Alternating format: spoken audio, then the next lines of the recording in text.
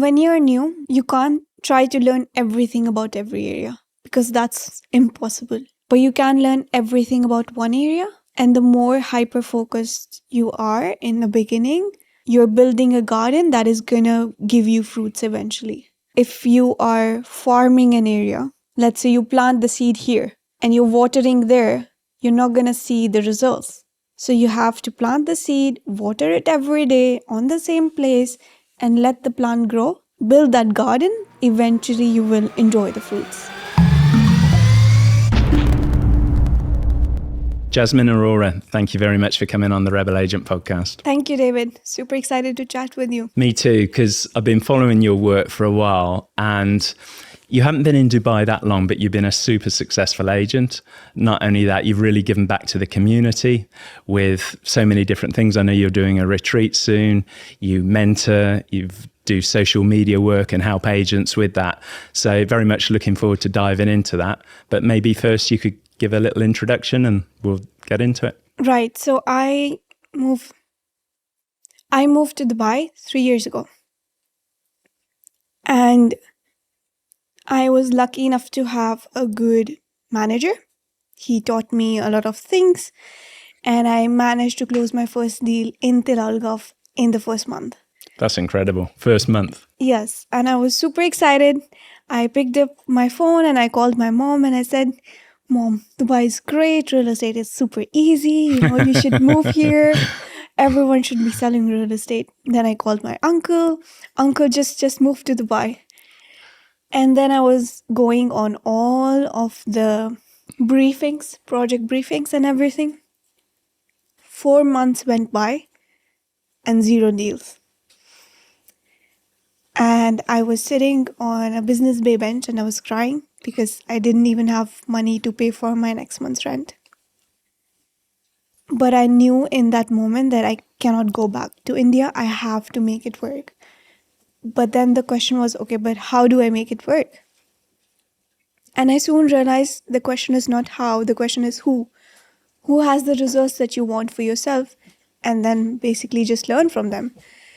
But the problem was there is a lot of gatekeeping in this industry. People don't like to share what's working for them. But some people were very generous. So I asked for help and I studied all the successful people. Whether they shared their knowledge or they didn't, I realized they all had one thing in common. And that one thing was they were hyper-focused in their niche. Either they started with a community or they started selling off-plan to their people in their country, or they had a very specific target audience. And that is when it hit me, okay, I need to go back to Tilal Al Ghaf, which my manager has been telling me for a while. So I went back to Tilal Al Ghaf and I started working there. And eventually things started moving, I started closing deals. But even then, I was kind of stuck in a hamster wheel of making cold calls, empty pipeline and all of that. So then I learned from my mentors and everything. And fast forward, to make it short, in 3 years, I was able to close 250 million dirhams. Fantastic. Yeah, that's really good. And that's such an interesting story.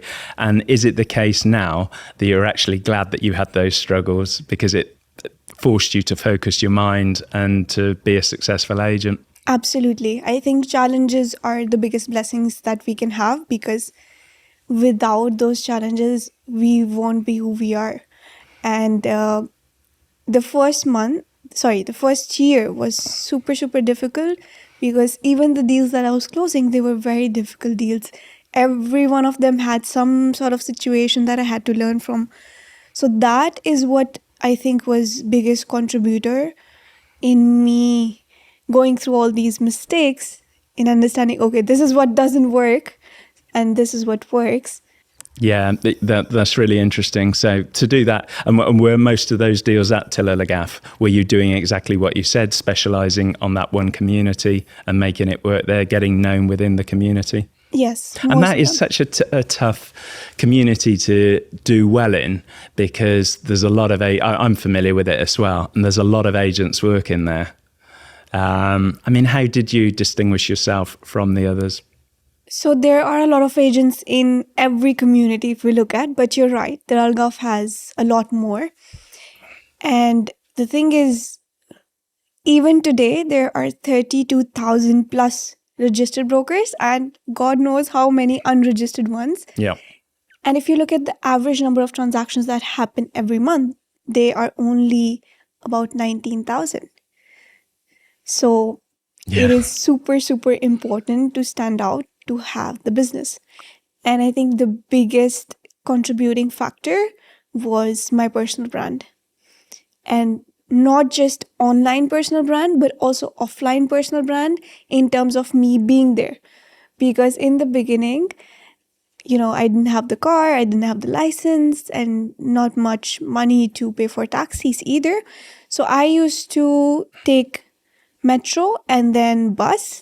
And from Sports City bus stop, I used to walk all the way to Tilal Ghaf State Center. Wow. 20 minutes in Dubai's heat.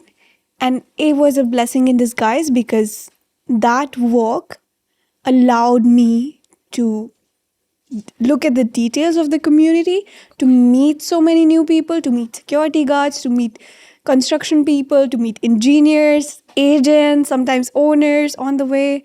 So Yeah, fascinating. It's also therapeutic walking as well, isn't it? Just get, particularly in the morning, if you're walking to work, it just gets you into the right mindset, I think, when you get there, as well as meeting these people as you obviously did. Yeah. And where did you work? Did you work from coffee shops when you got there, or how did that? Because you didn't have an office at Tilal Al Ghaf, did you? yeah, that time there was no Arena Cafe. Right. So usually there was the sales center. Yeah, where you could work from. So you worked out at the sales center. Makes sense. Not always, sometimes, but I would usually go to a townhouse in Elan. Yeah, right. that I have for sale, and I would keep the door open and I would just sit there and I would tell the security guard that I'm gonna be there. If someone wants to see a house in the community, just send them there. So it's like open house. Yeah. Without great idea. Yeah. publicly announcing it. It was. I thought you were going to say you sort of rented a place out and then you asked the tenant if he could work from there or something like that. But no, that's showing a lot of initiative, and that's amazing. So you talked about personal brand. How did you build that up? I basically documented everything that was going on in Tilal Al Ghaf. Like even if they are changing us.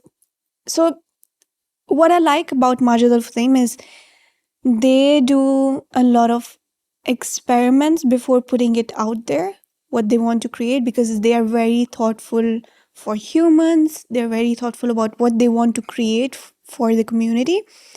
And even when they were thinking of the street lights, they had these 3, 4, 5 different models that they were testing.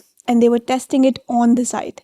So I would record everything and document every single detail that they're working on, what's happening in the community, when are the handovers, if there is any delay, what's happening with the construction, what's happening in the community, with the market and everything. So it was more of a documentation and my opinion and showing my personality, talking about what's happening in the community.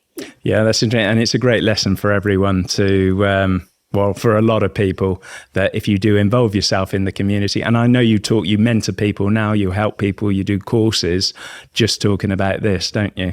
Which we'll get onto shortly. But can you tell me which company you joined when you first came here? So I started with Homes for Life. Mm-hmm. It was Indian company, and I really liked the culture of it because mostly they were Indian Sindhi people, and everyone would call each other bhai, dada, and it was very family oriented culture. So I really enjoyed working there. I think I was lucky to have my first year in such a good company. Yeah, and did you get that job from India? Because obviously you were brought up in India. Did you get it from India so that you had the job to have when you got to Dubai, or how did that work? So actually, my dad, he got me a job from India in a construction company. Really? Because my background is architecture. Yeah. And so we got the offer letter. And even though I told him we don't need to do that because he had to pay to get me that job. And when I came here, and there was no job. It Really? was a Oh scam. no. How did you feel? Pretty shocked, I would imagine. Yeah, but I was not upset because I was kind of hoping that I will find something on my own. I didn't want to rely on external factors, and I wanted to be, independent, that I can find something that will work for me. But I did feel bad that my father paid for this. Yeah. And it was actually, the offer letter was from this company ASGC. But that was obviously a fake offer letter. And Right. ASGC is the company that did a lot of work in Tilal Al Ghaf, Right. Really? the construction work. Yeah. Yeah. So I kind of was still, So they were just copying the logo and yeah, it was fraud. Yeah. yeah, it was fraud. And then I was actually trying to find some jobs in architecture world. But they said, oh, your education is from India. Do you have any experience in Dubai? Like, if you don't give me a chance, how would I get experience in Dubai, right? And I found it very, very difficult to find a job in architecture. And then I was speaking to, so I used to work with a developer back home. And I was speaking to my boss, ex-boss. And I told him, I want to be a developer like you, because in architecture, we are kind of still employees, but developers, they make the end decisions. And I want to create what I want to see in the world. So what do you think is the way for me to becoming a developer? And he said that you should join real estate since you're already in Dubai. Good advice. And then I started connecting with different companies on LinkedIn. And when I went for the first interview for a real estate company, they were like, can you join from tomorrow? And I'm like, yeah, of course I can join from I tomorrow. got the job. And I was so excited that I got the job. But then some other real estate company called me, and then they were like, can you come for interview? And I was like, this is much easier than getting a job in architecture in Dubai. And so Everybody wants me. yeah, everybody wants me. And then I started going to different companies, and I realized, okay, never join the first company, but actually look at different companies and then see, okay, which one works the best for you. And in Homes for Life, when I met my ex-manager, the moment I met him, I knew I wanted to work for him because I wanted to learn from this person. He's just amazing. And hence my decision of joining Homes for Life. Very good. So you closed this first deal within a month. When did you close? And then you had the bad period. When did you close your next deal? How long was that? After 4 months. Oh, 4 months. Sorry. Yeah. Okay. So 4 months then. And how long did you stay? Because you didn't stay, you stayed for about a year, was it, at Homes for Life? Yeah, about a year. Yeah. And if we go back to my first deal, actually, it was one agent on the buyer side and one agent on the seller side. And I was in the middle. Yeah. And when we went for the transfer, we realized it's not 3 of us. There is one more agent. So we were 4 of them. But it's still great to get that deal done, and they don't really care how many. I mean, there could be 10 involved. At least you can say, I've done a deal. Yeah, it was good as the start in the first month, because then I got to know the process. And when I was speaking to the buyers next time, I could guide them through the process because I've been there. Yeah, exactly. So you started doing deals again, sort of month 4, month 5. How long did you stay with Homes for Life before moving on? So I stayed there for 1 year, and then I wanted to learn more and, expand my cultural education as well. How did that feel, telling this boss that you really liked it, Homes for Life, that you were moving on? It was not easy. Mm. Yeah, it was not easy to leave a company that felt like family. And of course, he was upset and I was also emotional about it. But it was an important step for me to get out of my comfort zone. And this is a theme with you, isn't it? You will make tough decisions. Like, I move quickly. If I see there is a growth for me out there, I move quickly. Great. So where did you go? So Who was the lucky company? I went to Axe Capital, Mm-hmm. and I did learn a lot. There were some challenges as well. But you learned a lot. Mm. I learned a lot. Yeah, and Yes. presumably carried on closing deals. Yes. Great. Yeah. And so the biggest thing that I learned from Axe Capital was how to be more presentable. Because in my first year, honestly, I was wearing jeans for even when I'm going to viewings and everything. But in Axe Capital, we have a dress code. So you have to wear heels all the time. You have to be dressed up in a certain way. You always have to have the Axe Capital tag on. So it did kind of teach me, okay, how can I be more presentable and how can I provide the best service possible to the clients? Yeah, it's interesting. I've heard also that, like, if you're going for an interview, they'll show you sort of images of how they expect you to dress for that interview. Yeah. Yeah, yeah. So you enjoyed it at Axe Capital. It was a good move for you. You learned a lot. Is that right? Yes, I did learn a lot. Yeah. In the end, there were different kind of challenges that probably we cannot talk about it here. But it was fruitful. Very good and well-known company within the market. Then what happened? You were there how long?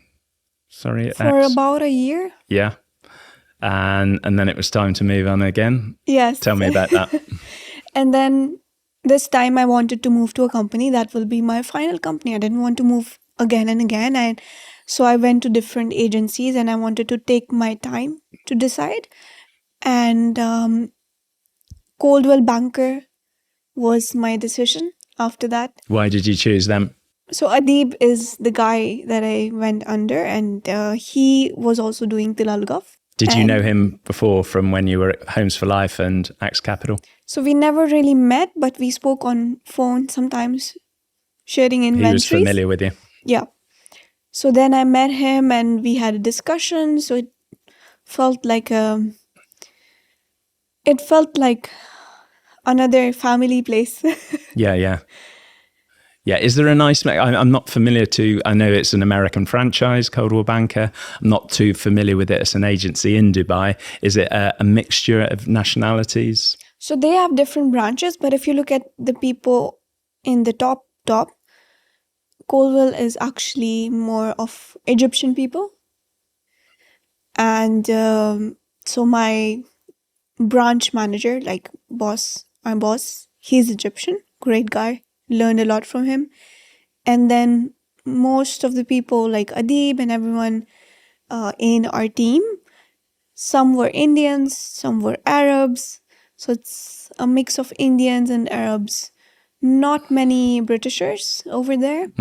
Yeah, it's interesting with companies, isn't it? Because some of them do sort of specialise with certain nationalities. Some are a bit more of a mix.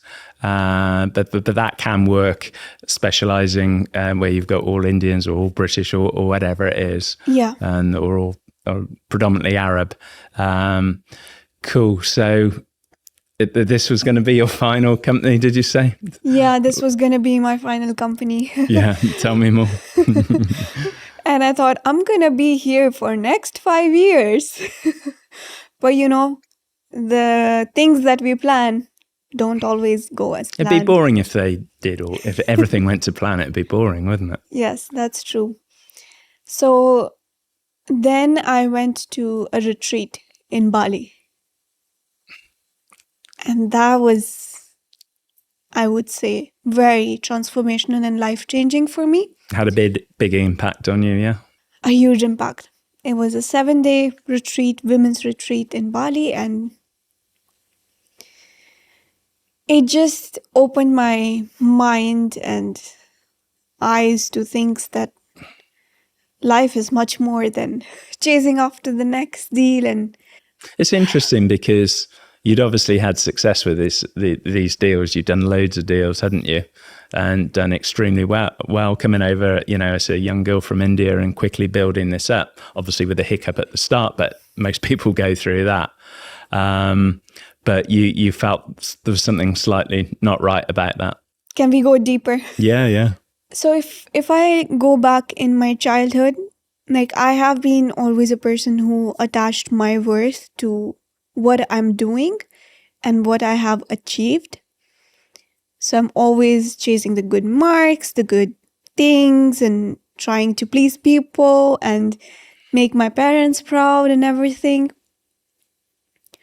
For the first time in my life, when I was in Bali, I felt worthy, not because of what I've achieved or what I'm doing, but just because of who I am. Oh, wow. And that was a biggest shift for me. And I realized that I have this need to contribute back to the society, because I'm not, even though I'm doing good on paper, like closing deals, successful, but I don't feel happy anymore. Really? Yeah. Yeah. It sounds quite a spiritual thing. Was it, would you say it was that you went through? Or? I don't know if you would call it spiritual or just human, Yeah. because at a certain point, like, material things don't make you happy anymore. Like, they do, yes, for sure, for some time. But after that, you want something more. There is this feeling of emptiness. Yeah. And that feeling of emptiness made me want to do something different, maybe contribute to the society or something. So maybe it was like a chase for happiness. Yeah. And that's what you've been doing, isn't it? Yeah. So what happened after Bali? You came back? I came back, and by that time we had already kind of started a company, me and my brother, because he moved from India to Dubai. He's just 18, and he started helping real estate agents with their social media. And then this girl reached out to me and she said, "Do you do one-on-one coaching?" And I said, "Yeah, sure." And I took that as a sign that maybe this is my sign. Maybe this is what I need to do. So this is your calling, or? yeah, that maybe this is my calling. Like, if I could go back in time, if I had a time machine and I could go back 3 years ago and tell the younger Jasmine that, this is what works, this is what you can avoid, maybe she wouldn't be lost for such a long time. Maybe she wouldn't have so many difficulties, and she would get on to avoiding all those mistakes and building a business much faster than she did. So you set up, is it Social Siblings? Yeah. The business with your brother, which is great because he came here because of you. And how have you found that? What are you doing with the business? So after that one-on-one coaching, I started coaching more people, and I built like a community, and now we do group coaching as well. So I think real estate can be a very, very lonely industry. Everyone's doing their own thing. So to have that community, it kind of gives people that, okay, we are in this together. And I think I'm proud of the fact that I was able to create this community for real estate agents. I wish I had something like this when I started my you're journey. building something that you wish was there for you when you were first in Dubai. Yeah. And providing that help. And I look at the quality of the content that you put out on social media, and it's so high. You're really adding, but every post that you put out there, or every clip or every video, you're really adding value. And where do you learn all this sort of stuff from? I mean, I know a lot of it comes from experience, but who do you like? Who do you admire? So many people. I've had so many coaches that helped me get where I am. And I can't point to one person who helped me particularly with personal branding, because there were like so many different parts that I picked up from different people. And I would say Nick is my current coach, who is helping me to become a better speaker, a better mentor and coach, because yes, we can teach strategies to people, but unless they have the right mindset and they have worked on their limiting beliefs, they can't really pick up those strategies. So that's what I'm learning from Nick now. And is Nick Dubai based, or is he online, or how does that? So now he lives in Dubai, but before he was in US. And yeah, so he's a big help. Yeah, he's a big help. He's amazing. And then am I right in saying it's the experience that you've had putting it all together? Because you've got quite a few agents, whether it's one-on-one or whether it's group, you have got quite a few agents that are paying you to do this. So they obviously see the value in it.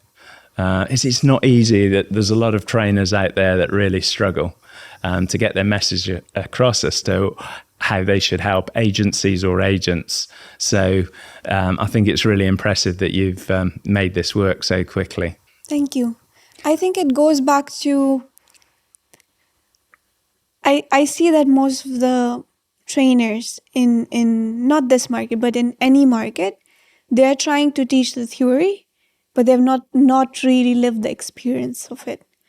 And when you've lived the experience, you know exactly how our younger self was thinking. Yep. So then the message becomes clear in itself because we have lived through it. And if you want to learn business, you wouldn't learn from someone who has never built a business. If you want to learn how to lose weight, you're not going to learn from someone who has never lost weight. So similarly, you want to learn from someone who has the results that you want for yourself. Yeah, that's and do you miss the buzz of doing deals, or is that behind you? What are your thoughts on that? So I've never been more joyful in my life, and I really, really enjoy coaching people and helping people, and sometimes doing nothing and cooking for myself. And You've got that freedom now. yeah, having the privilege. But I would be lying if I said I don't miss the adventure of closing deals. Sometimes I do, and I think I might get back to it. What, and combine the two maybe? Yes. Do some of your mentoring, coaching, and also get involved with transactions again. Yeah. Yeah, that makes sense. I think the break was good for me because it gave me time to reflect and, build the community and help other agents. But maybe it's time to go back to closing some deals. And would you consider Tilal Al Ghaf again? For sure. Yeah. You still see value in that, don't you? We were discussing this earlier. You still see value in the community. Yeah, absolutely. Yeah. I think there is no community like Tilal Al Ghaf in entire Dubai. So I'm going to play devil's advocate slightly here. Prices have risen, since the beginning, since the first purchases were made, prices have gone up a lot because I think it was during COVID that it was released. So that's one of the reasons for that. But do you think they've overheated a bit? One of the things that crosses my mind is if you look at the lagoon, do you think that that's priced in, and do you think it might be priced in too much because the lagoon isn't finished yet, won't be finished for another couple of years maybe? What are your thoughts on that? Even though lagoon is the center of Tilal Al Ghaf, and yes, it's a huge selling point, but I wouldn't say it's the only selling point of Tilal Al Ghaf. Because if someone is living next to the beach, how many times do they actually go to the beach in 1 year? It's a good point. And if someone is living next to a monument, how many times do they actually go to a monument, So probably 90% of the people living in Tilal Al Ghaf are only going to use it once or twice a year. But what matters is that if you bought a house in Aura, which is the smaller twin villas, or Aura Gardens, which is a mix of twin villas and townhouses, now your kids are going to the same school as people in Lanai Islands, 200 million dirhams of mansions. 200 million. Gosh. So it's about the proximity, and every time, people living in Elan, the smallest townhouses, are aspiring to move to Aura Twin Villas or Harmony, and the people living in Twin Villas are aspiring to move to Harmony. It's all transactions, all good for real estate agents, isn't it? Yeah, and so sometimes if I would get an opportunity in Harmony, I would absolutely send it to Ilan and Aura owners, because we never know when they are ready to upgrade their house or when they might know someone else. Yeah, that's I can see why you've done well now.